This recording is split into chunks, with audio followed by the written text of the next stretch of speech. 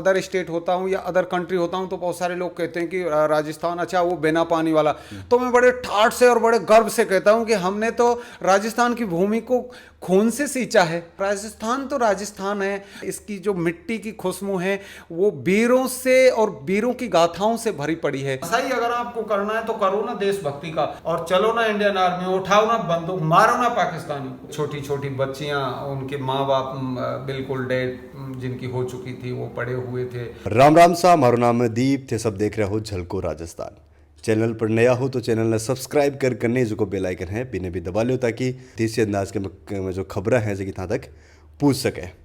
आज की जो एक खास मुलाकात में ताकत ले रहा है यहाँ, वे है एनएसजी कमांडो केशव गुजर, जो मुंबई वालों हमलो हुई हो 26/11 बी के मायने भी की जो आतंकवादियों के साथ में लोहो लियो हो, तो बी के बारे में भी आप इस बात कर सक। तो चलो शुरू करा आप बातचीत। सेना कब ज्वाइन करी थे? हाँ, सेना सर मैंने 2001 का मेरा एनरोलमेंट है, 2000 में मैं भर्ती हो गया था। तो सेना में जावा हूँ पहले कहीं दिमाग में आई कि देश सेवा के लिए आर्मी में जानो है, या क्या सपनों है कि अपना आर्मी ज्वाइन करनी है? पूजे नहीं गए वीर तो कौन पंथ अपनाएगा, दुश्मन की तोपों के आगे सीना कौन अड़ाएगा।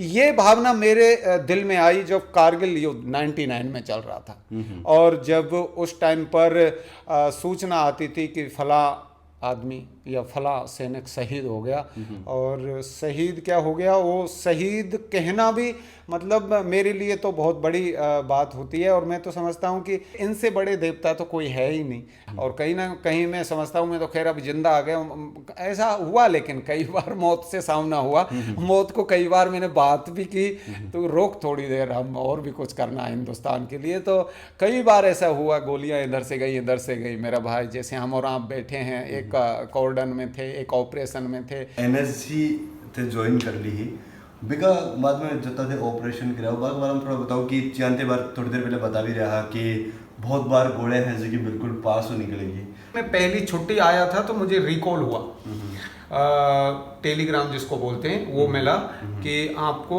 क्योंकि 13 दिसंबर को आप सभी को याद होगा संसद पे हमला हुआ था, तो वो हमला हुआ, उसी में मैं छुट्टी पे था, तो हमें ये सूचना मिली कि वापस जाना है, क्योंकि अटल बिहारी वाजपेयी साहब की सरकार थी।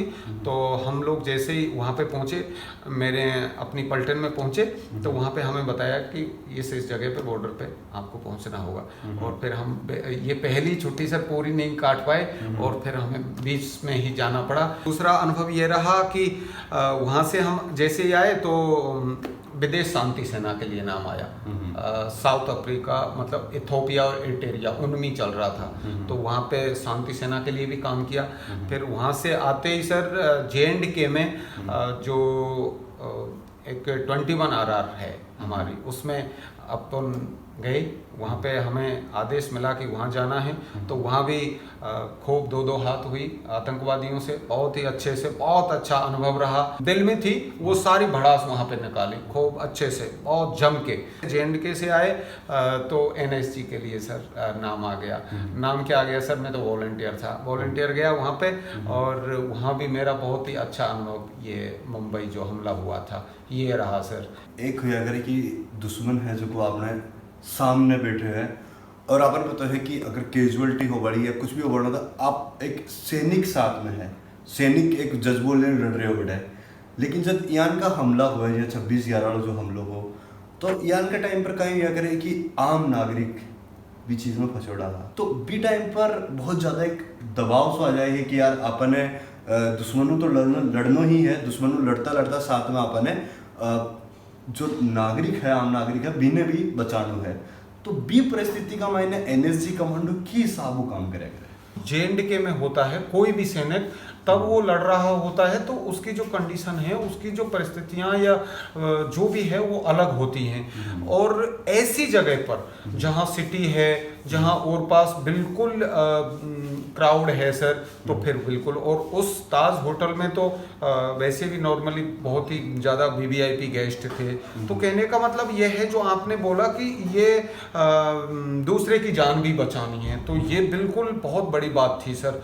इससे पहले कभी इस तरह का ऑपरेशन इस तरह का किया भी नहीं था सर। तो होटल का इंटरवेंशन और मतलब ये बहुत सारी परेशानियों के बावजूद भी ये दिल में था, ये जुनून था कि ऑपरेशन तो करना ही है सर, क्योंकि भारतीय सेना के लिए काम कर रहे हैं सर। एनएसजी कमांडो लिखते हैं सर बड़े ठाठ से छाती पे। तो वो जुनून था और जिम्मेदारी ये भी थी कि जो हमारी माताएं हैं, हमारी बहनें हैं, हमारे जो भाई हैं और हमारे अपने हिंदुस्तानी हैं और अदर कंट्री के लोग भी हैं, वो क्या हिंदुस्तान से मैसेज लेके जाएंगे सर। तो ये बहुत सारी चीज़ें थी। और जैसे ही हम वहाँ पे पहुँचे थे तो ऑलरेडी जो हमारे कमांडर्स थे उन सब ने बता भी दिया कि ये बहुत ही ज़्यादा डिफ़िकल्ट और उस तरह की चीज़ें हैं। बहुत ही भयानक स्थिति थी सर, बहुत ज़्यादा।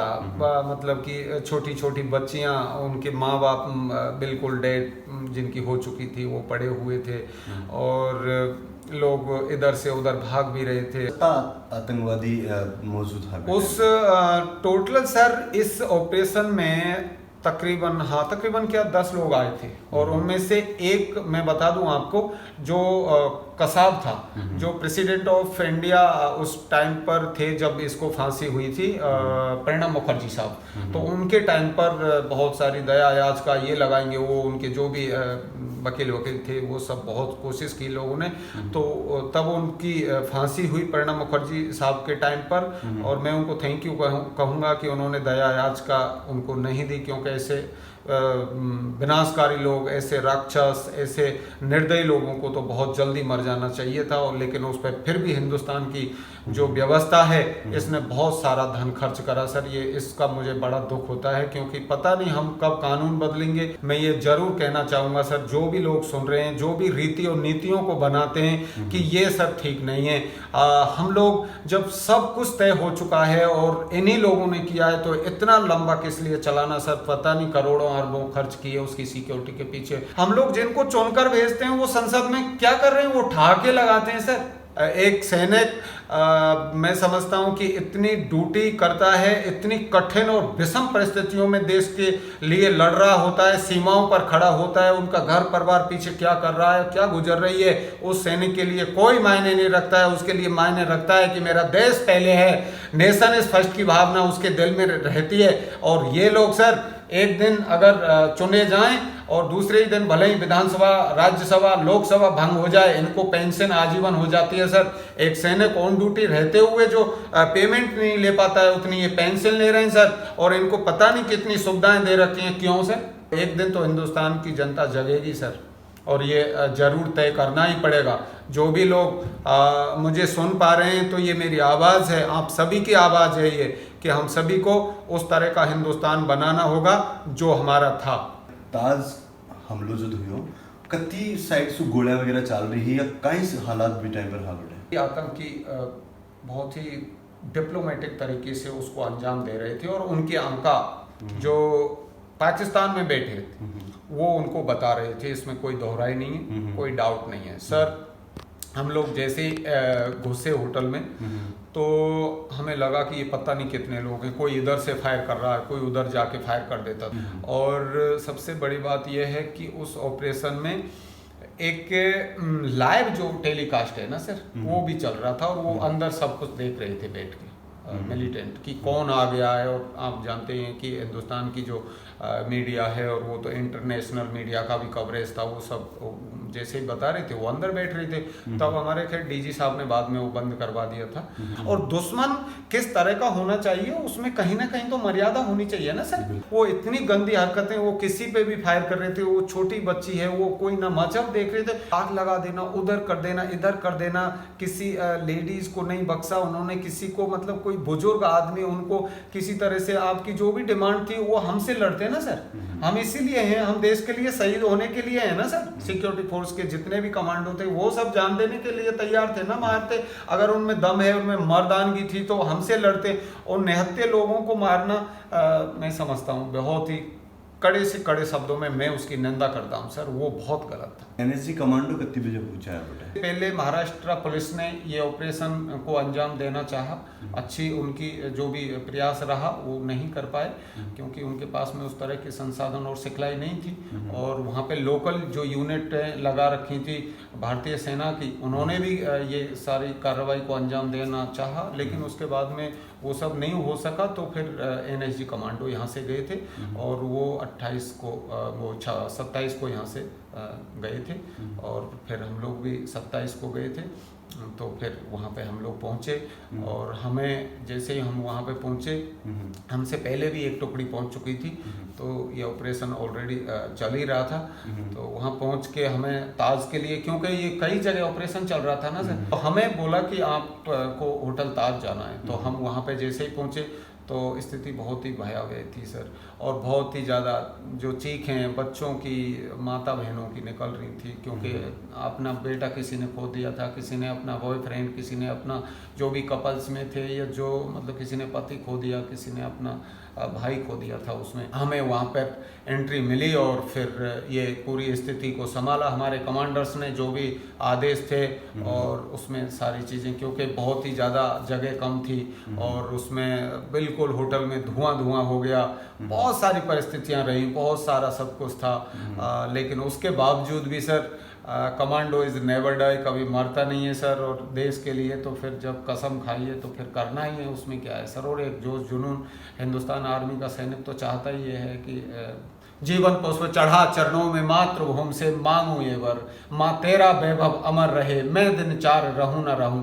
किसी कवि ने ये जो लाइन लिखी है, मैं समझता हूँ कि ये शायद सैनिक के लिए ही लिखी है। फिर कूद पड़े और फिर तो दनादन चलता रहा, और 29 तारीख को 8 बजे तक तो सब कुछ समाप्त कर दिया सर। आखिर का मायना आपने जो युवा बहुत सारा देख रहे होला जी सर, बा के लिए कोई संदेश था की तरफ से कि हम सभी को नशे से बहुत दूर रहना होगा। ये नशा है, ये नाश की जड़ है। और उड़ता पंजाब एक मूवी भी आई थी, तो मैं समझता हूँ कि उस तरह का नशा कहीं राजस्थान में प्रवेश ना करे। युवाओं को मैं ये कहना चाहूँगा कि नशा ही अगर आपको करना है तो करो ना देशभक्ति का। सुबह उठो ना 4 बजे और फिर लगाओ ना दौड़, और चलो ना इंडियन आर्मी, उठाओ ना बंदूक, मारो ना पाकिस्तानी को। तो ये भी तो एक नशा है सर, देशभक्ति का नशा तो अलग ही नशा है सर, वो उतरेगा ही नहीं कभी। माँ बाप का भी नाम बढ़ा सको और छाती ठोक के कह सको कि मैं फलाना सिंह ये कर रहा हूँ सर। एक मजबूत हिंदुस्तान बनाना है। आओ हम सब संकल्प करें कि हिंदुस्तान को फिर से विश्व गुरु क्यों नहीं बना सकते। स्वामी विवेकानंद की जो चीजें हैं ना, उनको पढ़ो, उनके आदर्शों को अपनाओ ना। तो आज की खास मुलाकात ही आपने साथ रहा NSG commando Keshav Gurjar. Video था क्या को लगे, कमेंट सेक्शन का मायने कमेंट कर देना जरूर बताना है। साथ ही अगर झलको राजस्थान ने अभी तक सब्सक्राइब नहीं किया तो सब्सक्राइब करके नहीं जो बेल आइकन है भी दबा लो, ताकि यान का और वीडियो है जगह था तक पूछ सके। मत आपको दोस्त दीप, कैमरामैन चंपालाल के साथ। जय हिंद, जय राजस्थान।